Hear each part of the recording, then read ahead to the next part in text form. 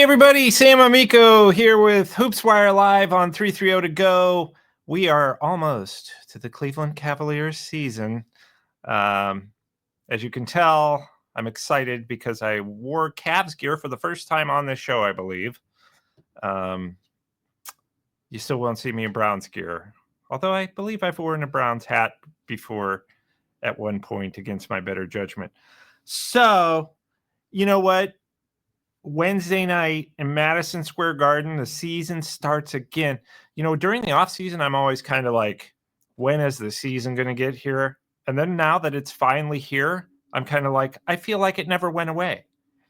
And as I've gotten older, which was a long time ago when I got older, I kind of felt like, you know, there's always another season. So last year, while it ended with a disappointing second-round exit to the Pacers, and you know, we've become accustomed to that in Cleveland, saying just wait until next year. But I never get too high or too low. Whereas when I was younger, you know, the Cavs losing the Pacers in the second round would have been at least a week-long worth of depression. Now I'm like, well, what do you do? There's only one champion, right? So everybody else, there's 30 teams, 29 of them fall short. That was the Cavs last year. Here we are, new season, Madison Square Garden, which shows you what the NBA thinks of the Cavs, that, you know, they're opening on the biggest stage in the NBA, the media capital of the world, and on national television. So, you know, this is all part of the NBA, by the way, new media rights deal. We're returning to NBC. Peacock's going to have so many games on.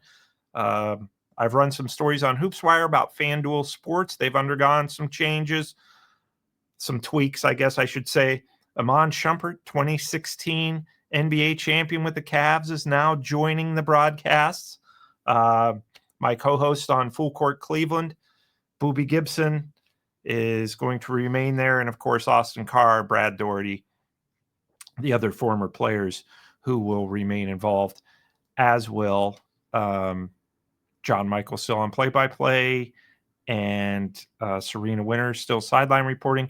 Kaylee Griffin, who was the studio host last year, is going to be the studio host for home games. You know what's interesting? The Cavs aren't going to do their show from their pre- and post-game shows from the studio this year. They're going to do it on the court. So Kaylee Griffin will not be doing road games from opposing arenas courts. She's going to be doing Minnesota Timberwolves stuff when the Cavs are on the road. So anyway, I'm sure you didn't tune in for any of that. You just want to know what's going on with Amico, right? Probably not right, but I'm going to tell you anyway.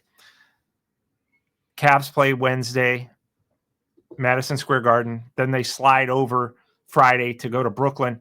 Then next Sunday, finally, a week from Sunday, 6:00 p.m., the home opener against the Milwaukee Bucks. So, you know, right out of the chute, Brooklyn's supposed to be terrible, but, you know, going into their arena, the Nets have a chance to this year to start 4 rookies. You know, the last NBA team to start 4 rookies? The 1997-98 Cleveland Cavaliers next to Sean Kemp. And I almost can remember the 4 rookies. I can remember Derek Anderson. By the way, Derek Anderson, also the name of the best Browns quarterback in the expansion era. He's a one-hit wonder, but that's more than we've gotten from anybody else. Derek Anderson, Cedric Henderson, Zydrunas Ilgauskas. Was it Brevin Knight? Yes. Oh, Steve's helping me out here. He knows this. And Sean Kemp. And that was a fantastic team, by the way. They lost to the Pacers, I believe, in the playoffs, right? In the first round? I think they lost to the Reggie Miller, Larry Bird coached Indiana Pacers. Steve's not answering, so he doesn't know. He's not even paying attention to the show. He said, what did you say? All right. Well, on that note, we'll just end it here. No. Honestly, though, I expect big things from this year's Cavs team. I think that we should, right? 64-18 last year. Obviously, they're going to start without Darius Garland, who's finally started practicing 5-on-5 after his offseason toe surgery, clearly compromised last year in the playoffs with that big toe injury, and then had offseason surgery on it. For those of you who read my columns, which, I'm not plugging them here or anything, but I think you should. We called on our website on hoopswire.com, we called Darius's big toe the most important big toe in Cleveland sports. So they need him healthy. We saw what would happen when he was compromised in those 2 games against the Pacers. He probably shouldn't have played, but he wanted to give it a go. So they're going to be without Darius Garland, Max Strus, obviously. Steve, I keep saying obviously. You know what? Can you delete that live when I say it? I'm bringing Steve into the show more. I can't handle it on my own anymore. But the Cavs are going to be without Max Strus for, I'm going to say, close to the All-Star break in February. Off-season Jones fracture, which is a foot injury, and had to have surgery on that. If you remember last year, Max Strus missed the first, I think it was, he came back when the Cavs were 15-0. So I remember Max, when he came back, saying, I don't know if I should come back. They're doing pretty well without me, but they're going to miss his tenacity. He's the one guy that he treats every regular season game like it's game 7 of the finals. You have his outside shooting, and one of the better perimeter defenders on the team. It sounds to me like, and this is probably the best move you can make, DeAndre Hunter is going to start in that spot with Donovan Mitchell running the point in Darius Garland's absence and Sam Merrill playing shooting guard. Now, there's going to be a lot of interchangeable parts. You're going to have Lonzo Ball. They're going to bring him along slowly, but I think he's still going to get 15-ish minutes a game. Probably, he says he won't play on back-to-back nights, which is fine. All of this is very early in the season.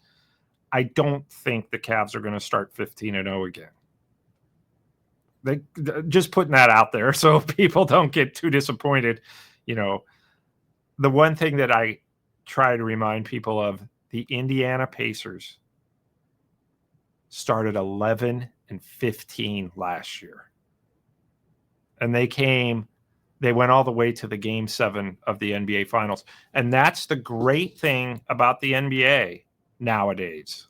I love it that there's so much parity that all but a handful of teams, maybe like the Wizards, the Wizards haven't won 50 games since 1979. They haven't hit the 50-win plateau since 1979. Do you think the Cleveland Browns are a nightmare? Try being a Washington Wizards fan. The Wizards, well, I told Mark Price that stat, and you know what he told me? Yeah, they're not going to win 50 this year either. And they're not.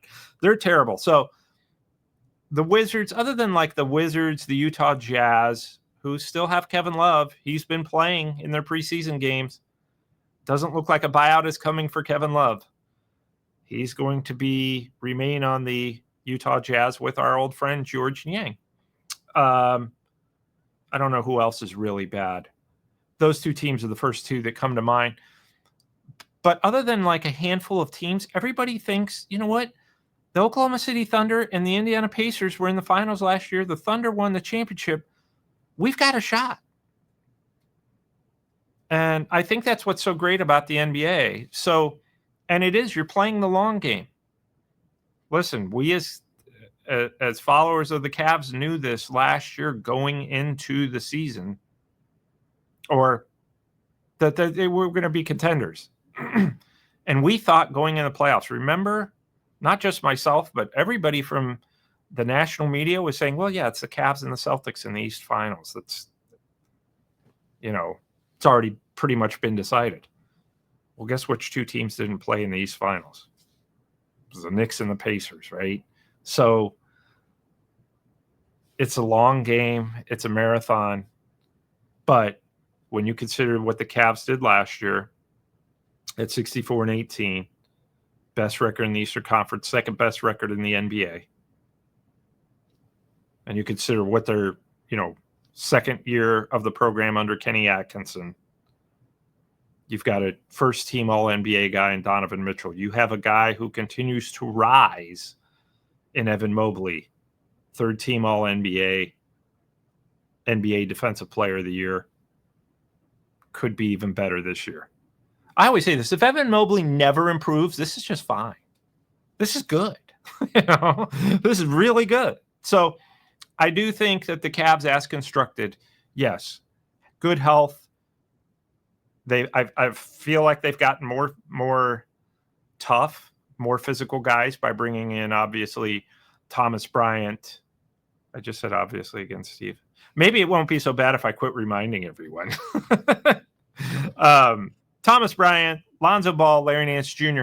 Lonzo Ball, if he can stay on the floor, is one of the most physical point guards in the league.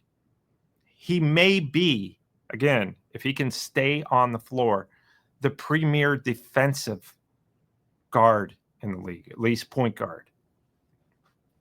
The Cavs saw what happened against the Pacers and the Thunder. When they played the Thunder in the regular season, those teams out-physicaled them, particularly in the backcourt. We saw how Ty Jerome really struggled. The refs let you get away with a lot more in the playoffs. Like it or not, that's what they do. The Cavs saw that. They learned from it, and they thought, we need a guy who can withstand, whose body can withstand that shoving and elbows and hand-to-hand combat that the Indiana Pacers were able to institute in the playoffs that helped them quite a bit. New York Knicks are physical. They have physical backcourt players. That's kind of the new way of the NBA playoffs is you need to have guards who were tough. Donovan Mitchell, very tough. I don't think Darius Garland's tough, but he can bring the ball up when healthy against those type of physical defenders because Darius Garland gets to wherever he wants on the court when he's healthy. He's one of 5 point guards in the league you can say that about. So, I'm not trying to build these guys up just because I cover them, but having watched a ton of NBA basketball, obviously 82 games, Steve's going to mess around with the lights. Maybe he's going to cut them. Good idea. It's getting cold. Right.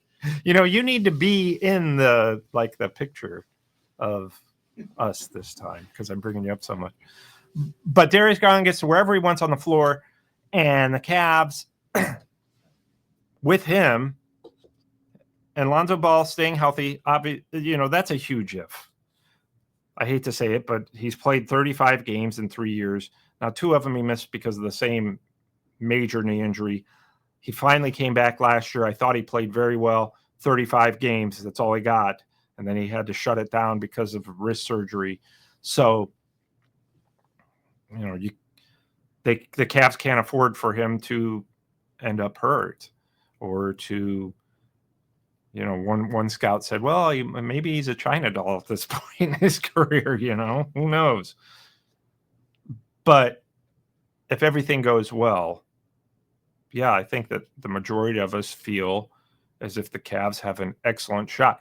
There's a handful of teams. Like I said, everybody probably feels like they have at least a decent shot, basing it on the fact that there have been 7 different champions in 7 years for the first time since the 1970s. And oftentimes there's totally different finalists, right? We went the Thunder, the Pacers. Before that, we had, the Nuggets and the Heat. We've had the Bucks and the Suns, the Celtics and the Mavericks.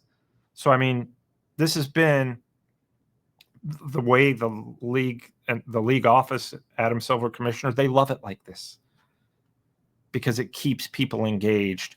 by thinking that their team has a shot. One team that I think people ask me my finals prediction for, I usually save this for the end of the show, but I'll just give it away now. My finals prediction for this year is the Cavs, and people forget about this team I pick out that I pick out of the Western Conference, the Minnesota Timberwolves. They've gone back-to-back Western Conference Finals. The Nuggets are going to be up there, right? The Thunder are the favorites, but the Nuggets are going to be way up there after making that trade for Cam Johnson. They have Nikola Jokic, who remains the best player in the league. It's really, can they get the supporting cast to kind of rise a little bit? I think that Cam Johnson trade with the Nets for the Nuggets was huge. So I'm not going to discount the Thunder. I'm not going to discount the Nuggets. I'm sure there's a couple other teams. Who knows what the Lakers will be with LeBron turning 41. Luka Doncic is there, though, and he led a team to the finals 2 years ago. Of course, he had Kyrie Irving with him. I still think the Lakers are going to have the same defensive problems.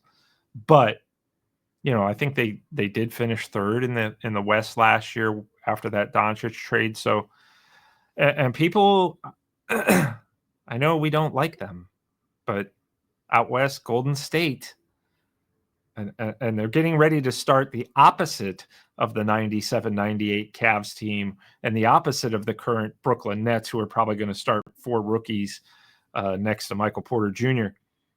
Golden State's going to be the oldest starting lineup in NBA history this year, with Curry, Butler, Draymond Green, Al Horford, who signed from Boston, is probably going to start. He's 39. Everybody I just listed is 36 and over, which in our world, 36 to 40 is still young. But in the NBA world, when you're going against 19, 20, 21, 22, 23, I watched Donovan Mitchell last year against the Warriors. He just did whatever he wanted. Nobody could stop him because he's 20. I think he's going to be 29 or just turned 29 in September. Sadly, I don't know any NBA birthdays, but sadly, I know Donovan Mitchell's because it's the same day as Kevin Love's. Actually, I should say, if I had to pick a player that I like more out of those two, it would definitely be Donovan Mitchell. But I just remember Kevin Love on social media being the social media force that he is, wishing Donovan Mitchell a happy birthday, much like I would, simply so that people would remember that it's his own birthday. I do that all the time because my birthday is the same day as George Washington, so I always make sure to wish him a happy birthday. But most of all, I think the Cavs are positioned to at least get to the finals, if not win it all.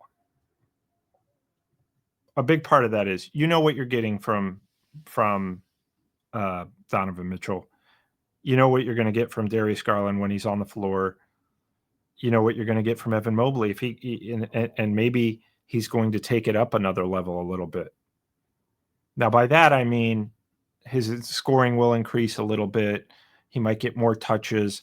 I really love how Kenny Atkinson came in last year, and when Evan Mobley got the rebound as a 7-footer, instead of saying, get it to a guard so they can bring it up the floor, Kenny Atkinson said, no, I want you to bring it up the floor. I want you to initiate the offense when you get a defensive rebound, and I want you to look for your shot. And I want you to start shooting more threes. Kenny Atkinson is a very player-oriented coach. Somebody told me they watched Tyrese Proctor, the rookie from Duke, who's probably not going to be part of the regular rotation. But in the first preseason game, Tyrese Proctor shot the ball every time, pretty much. And somebody was like, is this guy just a gun? And I said, no. Kenny Atkinson tells him, when you get in that game, you shoot every time. And when Tyrese Proctor didn't shoot, Kenny Atkinson would yell at him. He'd say, why you pass? Coach, I was double teamed. I don't care. Find your shot. Go take it. That's what these preseason games are for. Last year, somebody said, oh, should we be worried that the Cavs start 0-4 in the preseason? I said, not in the least. Kenny Atkinson wants to evaluate them as individuals as opposed to a team during these games. So they're not playing team basketball necessarily. They did for a quarter and a half.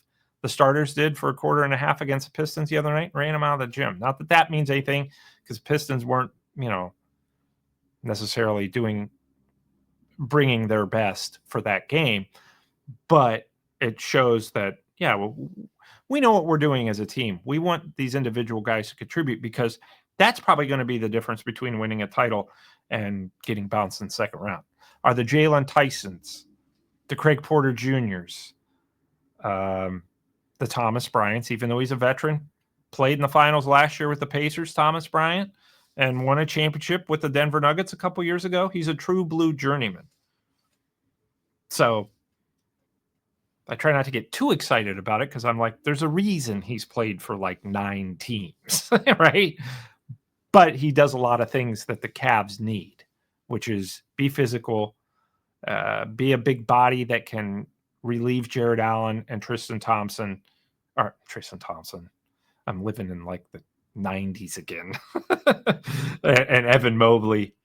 And what I was going to say with Tristan Thompson is he wasn't playable for the Cavs last year as much as everybody loves him. They just couldn't play him. Thomas Bryant gives them a playable big, which they did not have last season. So I like those guys. The Lonzo Balls, can he stay healthy? What kind of year is Sam Merrill going to have? It's always about the players for the most part. Your stars are going to carry you. What are the players on the edges of the rotation going to do? What's DeAndre Hunter is, I think this is a amazing opportunity for him to have a amazing season, a breakout season. Well, I don't even want to say breakout, because he was really good last year with the Hawks. I thought he was pretty good with the Cavs, but you could tell he was still finding his way with the Cavs. I think that a full training camp and a full summer with Kenny Atkinson, I think that's and a full 6 months to get used to his teammates is going to only benefit you. The more you get to know your teammates in this league, the more it helps, because you're only playing 5 guys at a time. It's not like you're in the NFL where you come in and this is starting to lead me down a bad road, because I'm starting to think about the Browns. But it's not like the NFL where you come in and you're one of 52 guys, and it doesn't really matter if your personality meshes or if your style of play meshes. You've just got to be the best individual you can. And I was just thinking about the Browns last night. Joe Flacco, of course, beat the Steelers, looked amazing as a member of the Bengals. And he just looked amazing. And my first thought was, even when the Browns don't play, they look like losers. Yeah. So Steve usually puts up a little graphic that says, don't bother Sam during Browns games. You know what? Yeah, there it is. You can bother me all you want, because I've got one eye. It used to be I was sitting there like every play.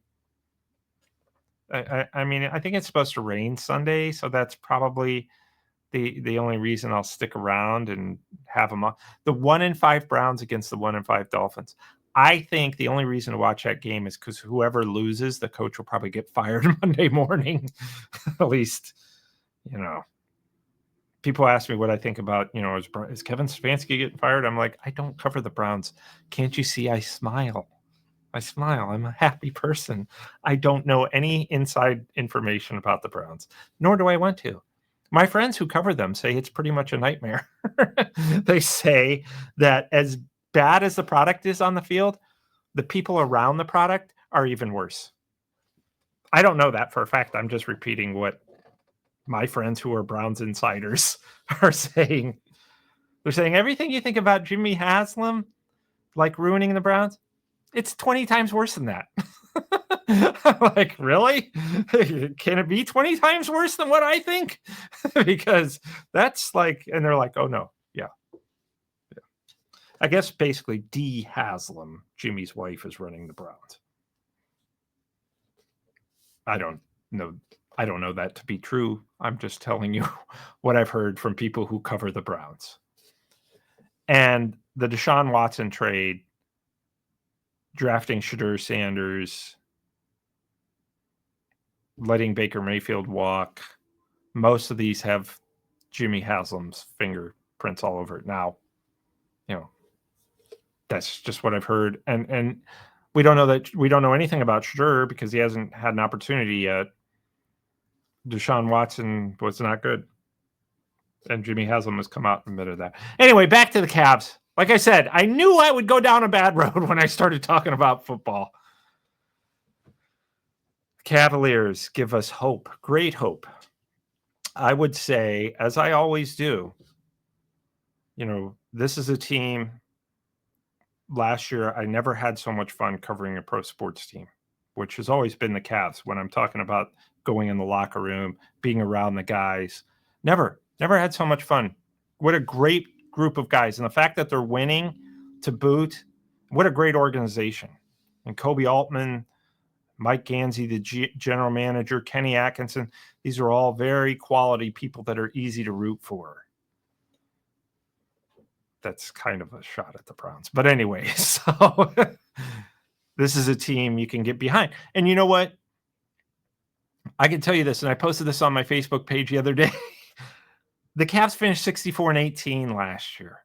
And I went back and looked at our numbers on our page views. My top 18 most read Cavs stories are my top 20.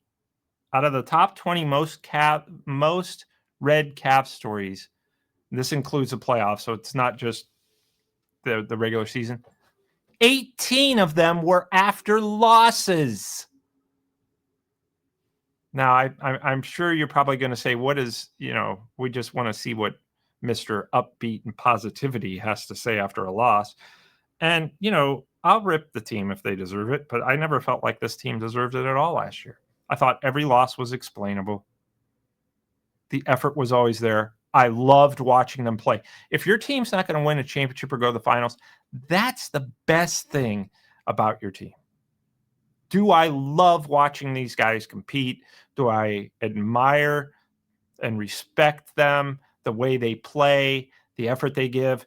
And also, how are they representing the city? How are they representing the organization? So when the Cavs lost the Pacers last year, I was just like, that stinks. Can't wait till next season. I mean, that's a lot different than anybody who knows Amico, the sports fan, has seen me when the Browns are competitive, which is obviously once in a blue moon, and then when they lose. My oldest boy has said, Dad, why are you in a bad mood every time the Browns play? Like the whole day.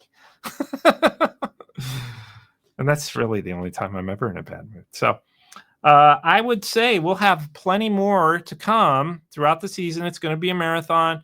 You can check out our show, Full Court Cleveland, on FanDuel Sports Network, Ohio, which broadcasts the Cavs games. I believe it's already aired on FanDuel Sports, but it will air again, I believe, before the Cavs opener on Wednesday.